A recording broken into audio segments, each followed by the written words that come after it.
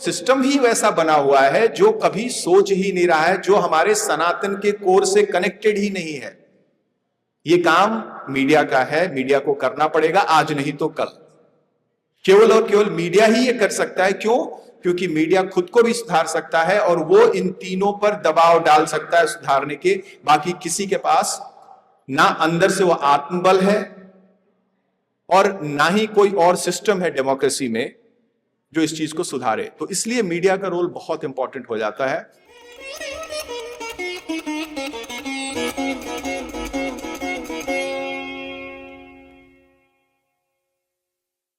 Media का role I think आज के दिन में सबसे इंपॉर्टेंट हो गया है, राइट। द कम्युनिकेशन की जो समस्या है वो भी भारत जैसे देश में, क्योंकि हमारा डीएनए जो है वो एक समेकित संस्कृति का रहा है, उसी का तो नुकसान भी उठा रहे हैं, लेकिन साथ में वही हमारी पूंजी भी है, वही हमारी कमाई भी है। बात बार बार होती है कि सेक्युलर कैसे होना चाहिए। मुझे लगता है कि ब्रह्म से बड़ा क्या सेक्युलर कॉन्सेप्ट हो सकता है। वी आर ऑल वन, कुछ भी हमसे बाहर नहीं है। इससे ज्यादा सेक्युलर क्या हो सकता है? क्या हो सकता है इससे सेक्युलर? भाई दूसरा कोई है ही नहीं। हम किस सेक्युलरिज्म की बात कर रहे हैं जब उसको हमें उसे संविधान में इस तरीके से लिखने की जरूरत पड़ रही है। तो कहीं ना कहीं ये सब कम्युनिकेशन का ब्रेकडाउन ही है, जहां पर चीजों को सही दिशा में और सही दशा में समझने की जरूरत है। और वहां पर ऐसे प्रयास जो हैं ये बहुत ही सराहनीय है। जरूरी नहीं है कि हर एक प्रयास से हमें बहुत ही टेंजिबल आउटकम निकले, बहुत ही ऐसी चीज हो जैसे कि जो बात हुई कि एकदम गंगा जी नीचे आ ही गई। लेकिन छोटे छोटे स्रोत, छोटे छोटे नालों की तरह हम सबके प्रयास जब मिलकर के एक साथ बहने लगेंगे, और वहां पर मीडिया का, वहां पे कम्युनिकेशन का बहुत ही बड़ा रोल हो जाता है। डेमोक्रेसी में इसकी महत्ता और भी ज्यादा है। और आज के दिन में अगर आप देखें, 1947 में केवल यमुना जी के साथ ही अत्याचार नहीं हुआ। 1947 में एक और चीज जो हुई वो ये कि हमने अपने सिस्टम्स नहीं बनाए।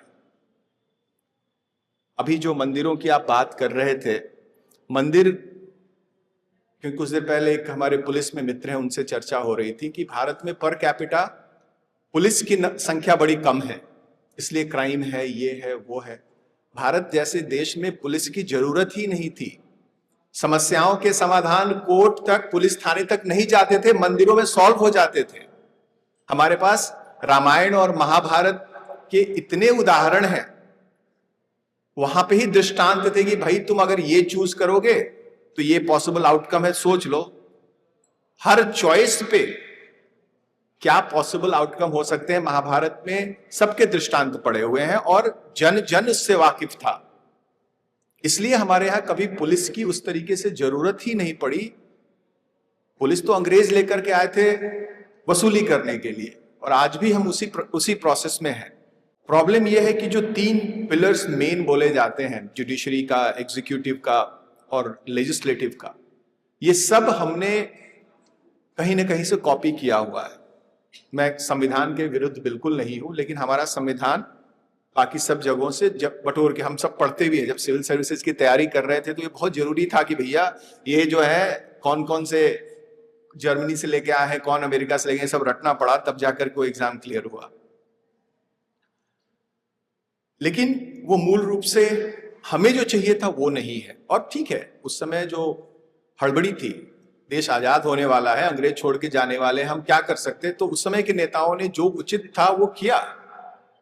लेकिन हम आज भी अपनी संस्थाओं पर नहीं है, हमारी जुडिशरी आज भी हमारे विचार से नहीं है, जैसा हमारा नेचर है उस तरीके हमारी जुडिशरी नहीं है। आपने जो बहुत अच्छा केस लड़ा, क्यों नहीं हम $10 बिलियन की डिमांड करें फेसबुक से, जिसने बोला कि हमारे कम्युनिटी का वायलेशन नहीं है। $10 बिलियन का फाइन दे, और उन्हीं देवी देवताओं के जिनकी तस्वीरों के ऊपर उन्होंने मना कर दिया था कि ये हमारे कम्युनिटी गाइडलाइन के विरुद्ध नहीं है, उनके मंदिरों के जीर्णोद्धार के लिए हम वो $10 बिलियन क्यों नहीं हम फेसबुक से मांगे? हमारी जुडिशरी में हिम्मत ही नहीं होगी वो देगी हमें। फेसबुक ने ये एक्सेप्ट किया ना कि ये आपको आपको तो एक्सेप्ट किया कि ये हमारे कम्युनिटी गाइडलाइन के विरुद्ध नहीं है, लेकिन कोर्ट ने कहा तो उन्होंने हटाया। इसका मतलब कि फेसबुक का कम्युनिटी गाइडलाइन गलत है। तो हम क्यों नहीं कोर्ट से डिमांड कर सकते हैं कि $10 बिलियन का फाइन लगाओ ताकि वो अपनी कम्युनिटी गाइडलाइन सही करें कि हिंदू देवी देवताओं को आप नहीं कर सकते हो। बट मुझे उम्मीद नहीं है कि हमारी जुडिशरी इस चीज को करेगी, क्योंकि वो इस चीज को अभी भी सेंसिटिव से नहीं ले रही है और नहीं लेगी। ना ही हमारे एग्जीक्यूटिव, ये किसी भी पार्टी को हम जिता के रख दें, जैसे ही वो हुआ क्या कि अंग्रेजों ने जो सिस्टम बनाई, पहले वो ईस्ट इंडिया कंपनी के लिए काम करती थी, फिर वो जो है आपके क्राउन के लिए काम करती थी, उसके बाद काउंसिल ऑफ मिनिस्टर्स के लिए काम करती थी। किसी भी पॉलिटिकल पार्टी को आप पावर में बैठा दीजिए, वो उनके पास है कि भैया चुनाव जीतना है तो पैसे कमाने हैं तो हमें उगाही करनी ही पड़ेगी। इट डज नॉट मैटर आप किस पॉलिटिकल पार्टी को वहां बैठाएंगे। क्यों? क्योंकि सिस्टम ऐसा है, जो व्यवस्था है। आखिर कितने नेता हैं जिनको ये समझ में आ रहा है कि क्या कानून बना रहे हैं? उनकी भी गलती नहीं है।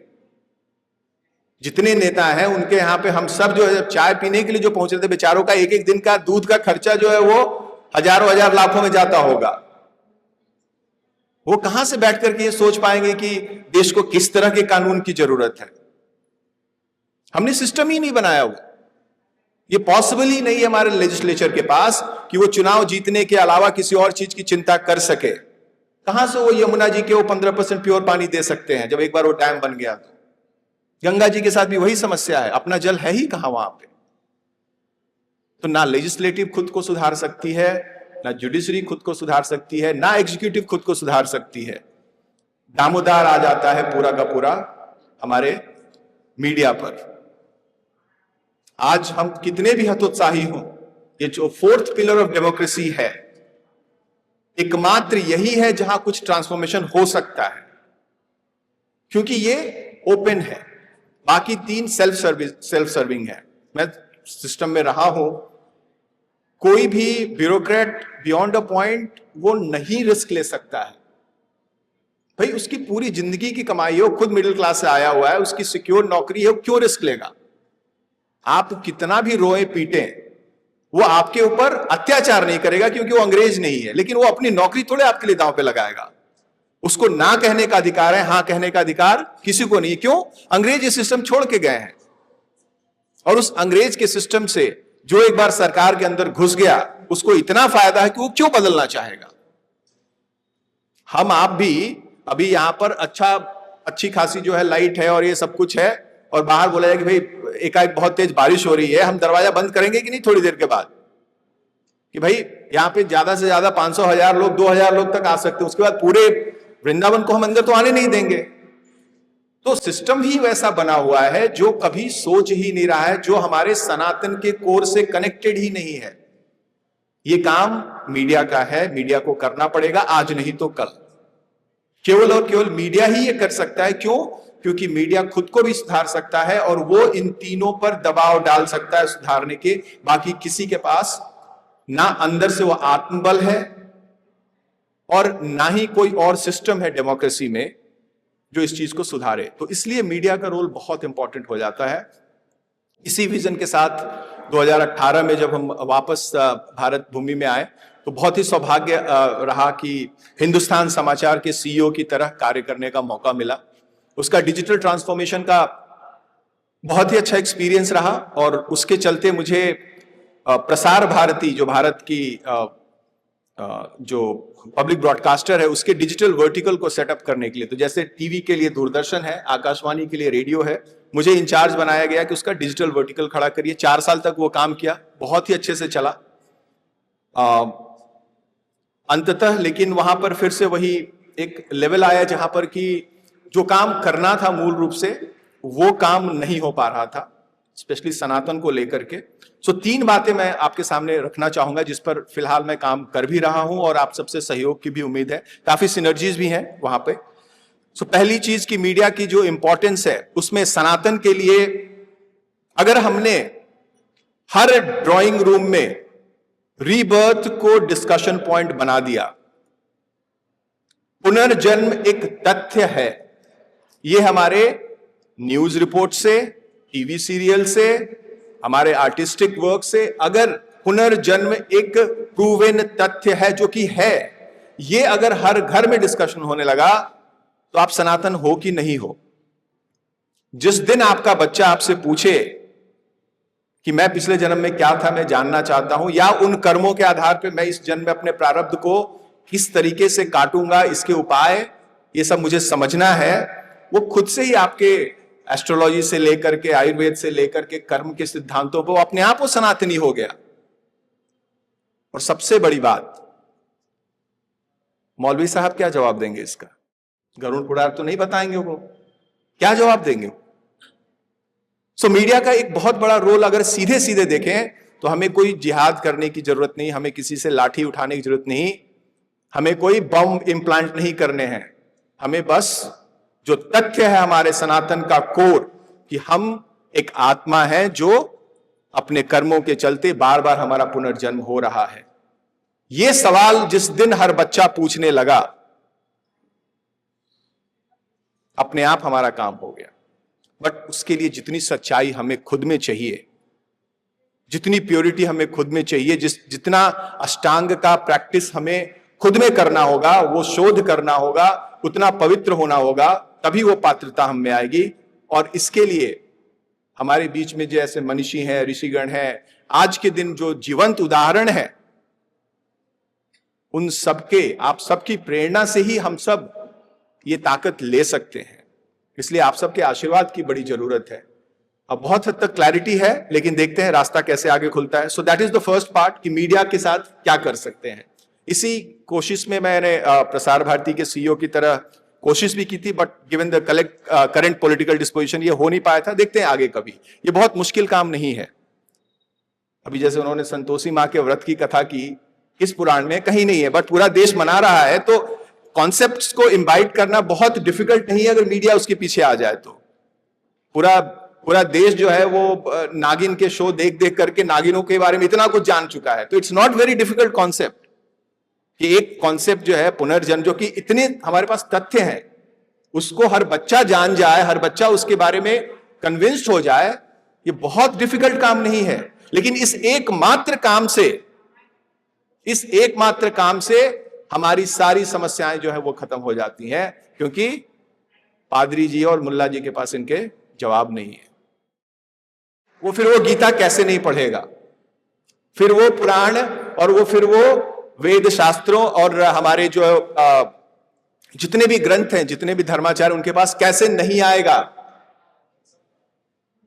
सबका समाधान इस एक मीडिया कम्युनिकेशन में है। So that is first task जिसकी तरफ कोशिश कर रहे हैं, देखते हैं कैसे होता है। सेकंड जो है भारत के बारे में, क्योंकि देश और धर्म हमारे लिए साथ साथ चलने वाली चीज है।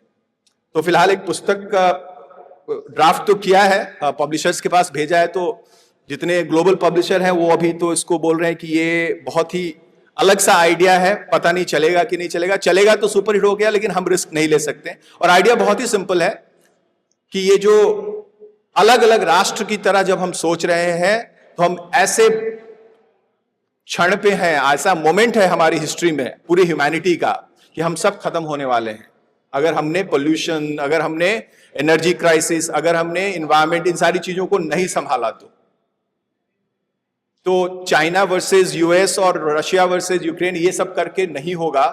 हमें अपने धर्म ग्रंथ महाभारत की तरफ देखना होगा।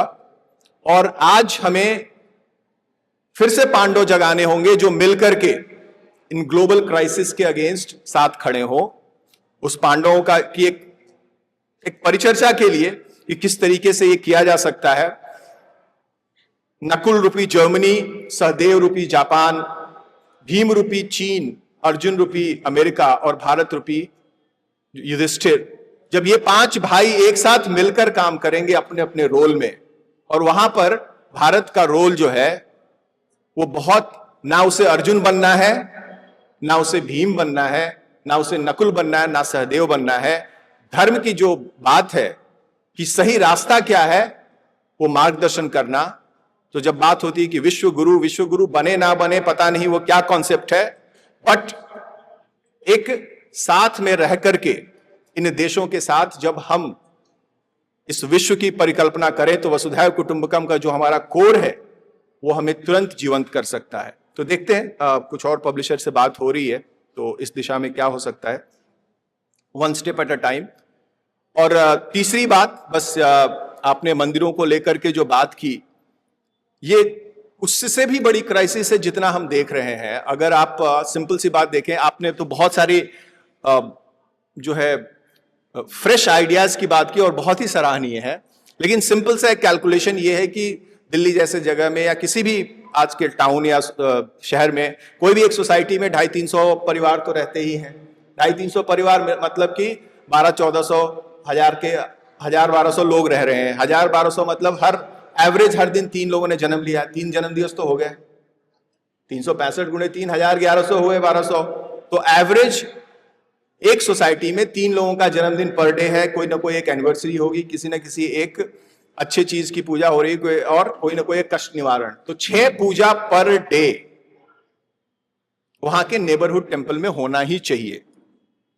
उसमें से कुछ लोग बाहर चले गए घूमने फिरने, तो भी 3 से 4 पूजा तो पर डे वहां के नेबरहुड टेम्पल में होनी ही चाहिए। अलॉन्ग विद दैट आप अपने एकादशी और इन सब की बात ले लें, साथ में अपने जो धर्म त्योहार हैं। तो neighbourhood temple should be buzzing hubs हर सोसाइटी में। लेकिन होता क्या है, जो बेचारे पंडित जी हैं उनको हमने सफाई करने वाले से लेकर के निगोशिएट करके, अरे भाई जब वो पैसे की बात कर रहे हैं आपसे तो कहां से वो ग्रंथों पर ध्यान लग पाएगा जब उनके खुद के पेट नहीं पल पा रहे हैं। तो so we really need to do work on that. So these are the 3 area जो कम्युनिकेशन के एक्सपीरियंस से निकल करके आ रहा है, क्योंकि बहुत जरूरी है इस चीज को हम समझें। जैसा कि अभी तुलिका जी ने भी कहा कि execution is what matters. Amita ji की ये जो विक्ट्रीज है छोटी विक्ट्रीज नहीं है, दे आर ऑल एग्जीक्यूटेड आपके लिए। अभी तक आप देख करके चिढ़ जाते थे कि अरे क्या है, लेकिन उन्होंने हटवाए हैं। 560 वीडियोस अगर हटे उन माताओं बहनों के तो वो हटे, that's a tangible result, it matters a lot. Ideas don't mean anything unless executed properly. तो यही है, हम सबको एक दूसरे के साथ मिलकर चलना है, एक दूसरे के पूरक बन के चलना है, क्योंकि वो जैसा उन्होंने कहा कि भागीरथ प्रयास है। एक जनरेशन में ना ये बिगड़ा है ना एक जनरेशन में ये बनेगा। तो हमें अपना विजन भी थोड़ा लॉन्ग टर्म करना होगा और देश और राष्ट्र त्याग से ही बनेंगे। नेहरू जी ने एक अच्छा काम किया कि IIT खड़गपुर के ऊपर जो वहां पे उन्होंने लिखवा दिया था, dedicated to the service of nation. तो एज एक बालक की तरह मैं जब गया तो वो लाइन जो है वो छप गई। सो इसके लिए मैं उनका बहुत धन्यवाद देता हूं कि कम से कम dedicated to the service of nation एक मोटो दे दिया उन्होंने, चाहे उनका जो भी डेफिनेशन रहा हो।